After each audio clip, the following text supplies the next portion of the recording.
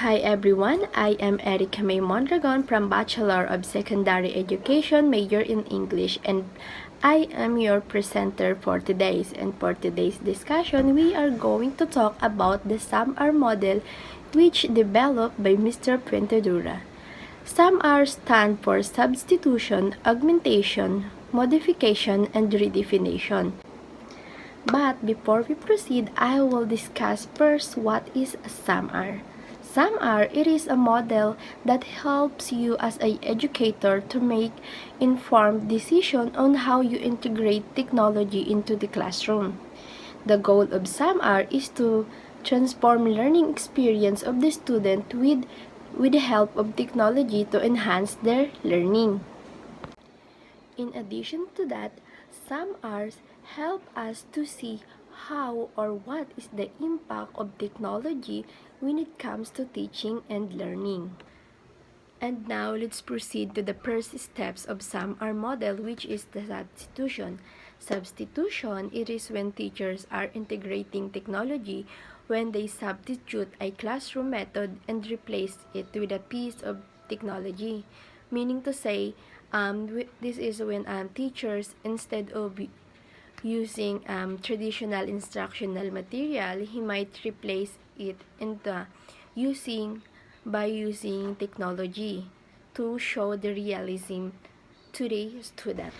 For example, instead of using traditional instructional material like cartolina, poster, Manila paper, teacher can also use slideshow or PowerPoint presentation so that he can develop or manage the discussion in her classroom with integrating a technology. And now let's proceed to the second steps of SAMR model, which is the augmentation. Augmentation, it is when the teachers are integrating technology, but this time he or she is still using technology, but it augments with a task or lesson in the same way. Like for example, some of our teachers are, when he or she want to do something, she are dictating it. Like for example, pag nagpapakwiz siya, just okay class, just copy and answer. But this in augmentation, teacher may use technology. Like for example, diba, there's some apps or tool that we can use to measure or to test our students. And now let's proceed to the third steps of SAMR model, which is the modification. Modification, it is when a teacher integrate technology, but at this level, technology used to enhance the lesson or significantly change it. Like for example, in modification, using technology help or serves as an evidence for the teachers. Like for example, by using e-portfolio.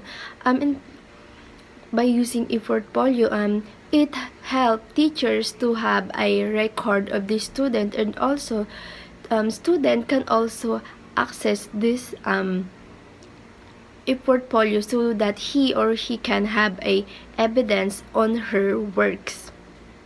And for the last steps of SAMR model, which is the redefinition, it is when a teacher integrate technology, but this time technology is used to accomplish something that was previously inconceivable.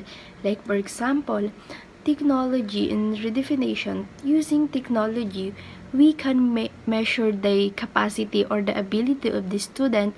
By example, we ask our student to create comic strip, mind map, so by that we can measure or test their ability or their skills if they have, or if it developed in a particular topic that we discuss.